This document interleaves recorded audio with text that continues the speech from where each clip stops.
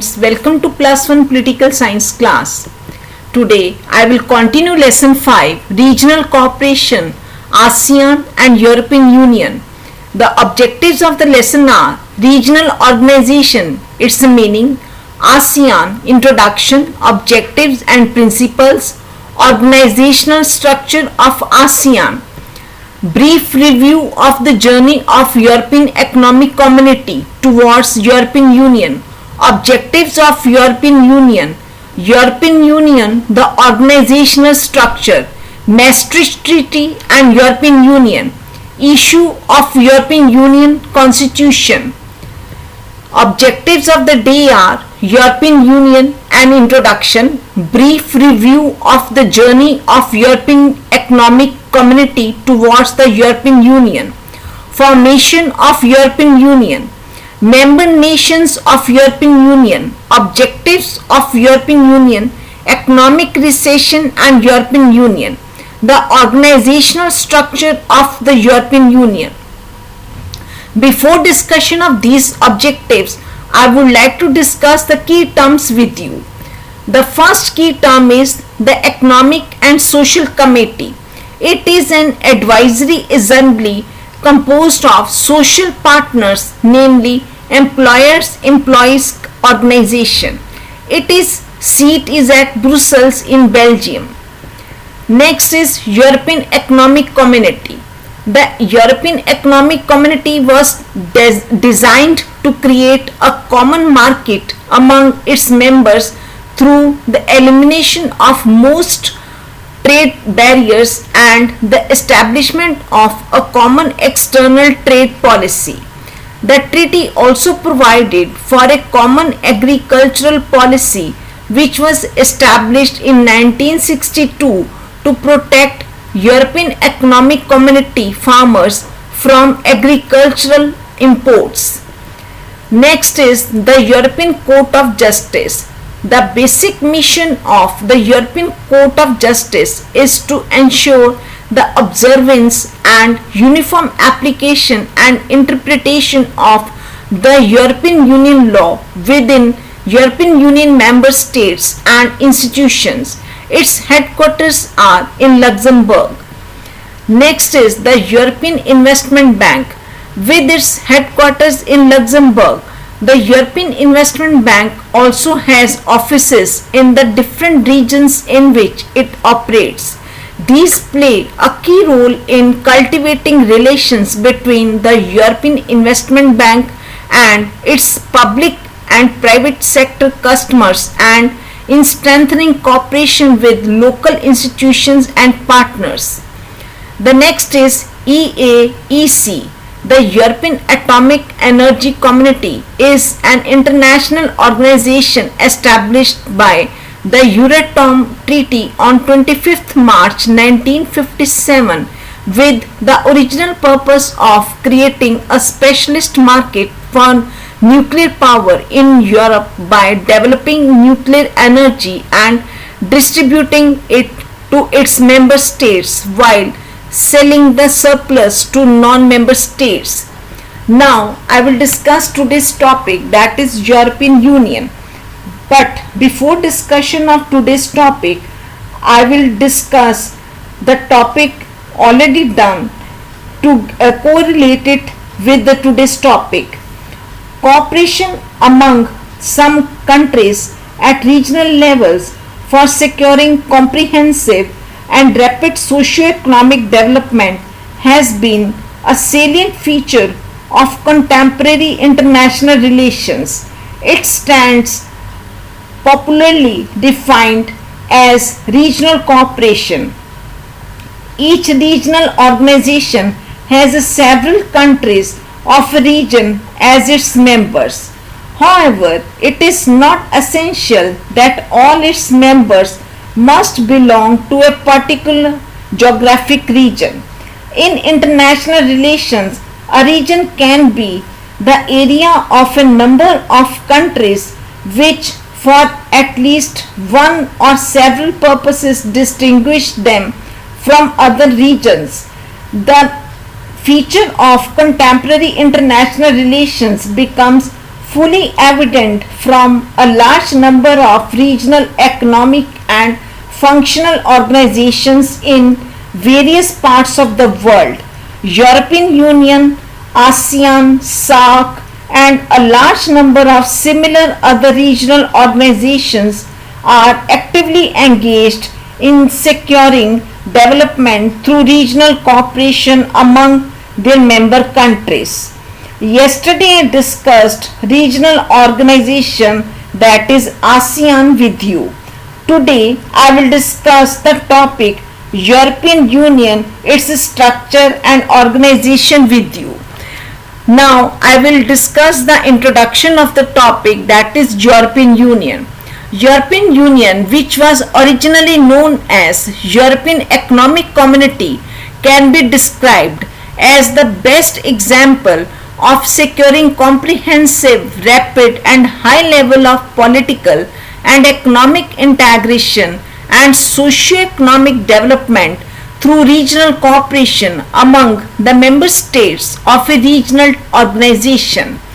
After having experienced very heavy destruction of life and property in the two world wars, which were mainly fought in Europe during 1914 to 1919 and 1939 to 1945, the European states came to face the big challenge of securing reconstruction and rearing of European economy and relations among states of Europe. After the end of the Second World War in 1945, some of the Western European democratic states decided to adopt the concept of regional cooperation for reconstruction and development. For this end in view, they created the three organizations called communities, and these communities were European Coal and Steel Community, European Atomic Energy Community, and European Common Market or European Economic Community. By organizing and using these three communities, the Western European states were in a position to secure not only rapid economic recovery but also rapid and comprehensive socio-economic reconstruction and development through mutual cooperation and integrated decisions and actions. The success encouraged the European states to expand the sphere of cooperation at the platform of European Community. In the process, the membership of their organization expanded from the original inner 6 members to 15 members. Denmark, Ireland and the United Kingdom joined in 1973, Greece in 1981, Spain and Portugal in 1986. In subsequent years, many other countries joined the Union. In 1991, the decision to transform the European Community into a more integrated European Union was taken in the Maastricht Treaty signed by the member states of the European Community. Immediately after the end of the Cold War, the membership of the European Union rapidly increased from 15 to 20. European Union became a very successful and strong economic community of 28 European states. Have a look on political map of European Union members. Now I will give you a brief review of the journey of European Economic Community towards the European Union. European Union can be described as the most successful organization of regional cooperation for development among the European states. Starting as a small regional cooperation venture among 6 European countries, it came to be a well-organized large European Economic Community of 15 members.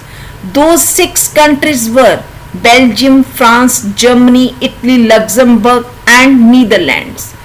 After the end of the Cold War and the disintegration of the socialist bloc, the membership of the European Union began increasing rapidly. It has successfully achieved a high degree of socio-economic integration of the member countries and is now trying to develop a political integration among them. Now I will discuss the formation of European Union. Till 2019, the European Union had 28 states as its members. Initially, three European communities, that is European Coal and Steel Community, European Atomic Energy Community and European Economic Community, played a high-level cooperation among the members. After the Maastricht Treaty of 1991, the European Economic Community came to be transformed into a more integrated European Union. In the post-Cold War years, the European Union not only decided to go in for economic integration in a bigger way, but also to enlarge its membership by admitting former socialist states of Eastern Europe as its members and to go in for a political integration among member countries. Now I will tell you about the members of European Union. According to March 2020, the 27 members of the European Union are Austria, Belgium, Bulgaria, Croatia, Cyprus, Czech Republic, Denmark, Estonia, Finland, France, Germany, Greece, Hungary, Ireland, Italy, Latvia, Lithuania, Luxembourg, Malta, the Netherlands, Poland, Portugal, Romania, Slovakia, Slovenia, Spain and Sweden. Great Britain was a leading member state of the European Union until it became the first country to voluntarily end its membership on 31st January 2020. Turkey has been consistently trying to get its membership. Now I will tell you about objectives of European Union. After the historic Maastricht Treaty, the European communities got united as the European Union and adopted the objectives of securing a real and effective monetary union and political union. European Union, earlier known as the European Economic Community, has been a unique treaty-based organization for regional cooperation. Initially, it enabled its members to register comprehensive and rapid socio-economic reconstruction in the post-war years. Later on, the European Economic Community also developed into a strong center of economic power in the world. It was further decided to cooperate for integration in the new areas including education, public health, culture, consumer protection, industry, research and development, environment, social affairs and others. It was widely and strongly believed that only by integrating the people of Europe as a union of states, real success could be achieved in making the European Union really big, strong, active and vibrant organization for meaningful cooperation among its member countries. European Union also enters into free trade agreements and comprehensive economic cooperation agreements with non-member states and their organizations. Now I will tell you about European Union and economic recession. However, in contemporary times, the European Union has been also living under the shadow and strains caused by global economic recession. Several European states, particularly Greece, Spain, Portugal, Belgium, and now even France and Italy, have been experiencing recessionary pressures. These have been registering very slow and low, even negative economic growth. Some member countries have been even blaming the European Union for its inability to meet the challenges resulting from global economic recession. In January 2019, Italy again started experiencing economic depression pressures, while the UK was engaged in the process of exiting from European Union. Other member countries were arguing for several structural and functional changes and reforms in the European Union. The European Union, however, continues to live, survive, and develop as a major center of economic power in the world. Currently, it has been expanding its economic cooperation and trade relations with China and India, the two fastest growing emerging economies in the world. Now, I will tell you about the organizational structure of the European Union. Until 1967, the three European communities were completely distinct, although they shared some non-decision making bodies. Afterwards, their executives were merged in the European Commission and the decision making bodies in the Council. Now I will tell you about present institutions of the European Union. The first institution is the Commission. The Commission consists of 17 members appointed by the member states to serve for 4 years. The President and the Vice Presidents are appointed initially for 2 years. The Commission acts independently of any country in the interest of the community as a whole. It has a mandate for the implementation and guardianship of European Union treaties. In case any member country or individual revokes its responsibilities, the Commission can take the matter to the European Court of Justice. The next institution is the Council of Ministers or the Council. The Council consists of the foreign ministers of the governments of the member states. It represents the nation's interest and not the community interest. It takes decisions under the treaties. Legally, all the decisions are to be made by majority. In actual practice, the unanimity rule is followed. Since 1974, the heads of states and governments of member states have also been meeting 3 times a year at the European Council for discussing the affairs of the community and also the matters connected with the foreign policy. The next institution is the European Parliament. The European Parliament consists of 518 members who are directly elected from all member countries. The Parliament has the right to be consulted on a wide range of legislative proposals.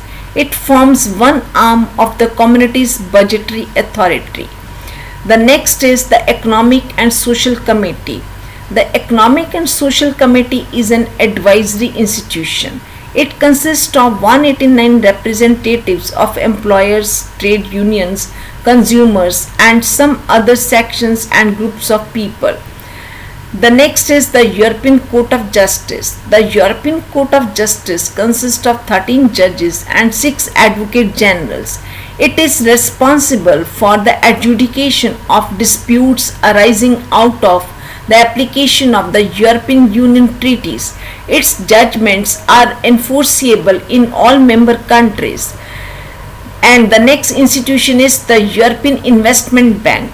The European Investment Bank was created by European Economic Community Treaty to which its statute stands annexed. Its governing body is a board of governors consisting of ministers designated by member states. Its main task is to contribute to the balanced development of the common market in the interest of the community by financing projects. Now I will tell you about the legislative process of the community. The legislative process of the community starts with the proposal making by the Commission to the Council. The Council generally seeks the views of the European Parliament on the proposals and the Parliament adopts a formal opinion after the consideration of the matter by its specialist committees. The Council may also consult the Economic and Social Committee, which similarly delivers an opinion. Mostly decisions are taken by majority. However, the reservations expressed by the individual member states are also taken into account. Finally, I can say the European Union has developed over the years as a well-organized and highly developed economic community with an integrated economic base. Eurozone countries are now having a single currency, that is euro. They also have a single banking union system. European Union has been now also trying to supplement the existing economic integration with a viable political integration of the European community. Students, this finishes the discussion of my today's topic, that is the European Union, its structure and organization. You will read the pages from 72 to 76. Now I will tell you the topic related questions. The short questions are: why was European Economic Community formed? What role did the Maastricht Treaty play in the formation of the European Union? What type of cases can be taken to the European Court of Justice? And the long questions are: what is European Union? What are its institutions? Explain its role in the process of European economic integration. Briefly discuss the factors which have been behind the success of European Union. Students, you will watch the video again and do the snap homework questions. Next time I will continue the chapter with next topic. Till then, goodbye. Thank you.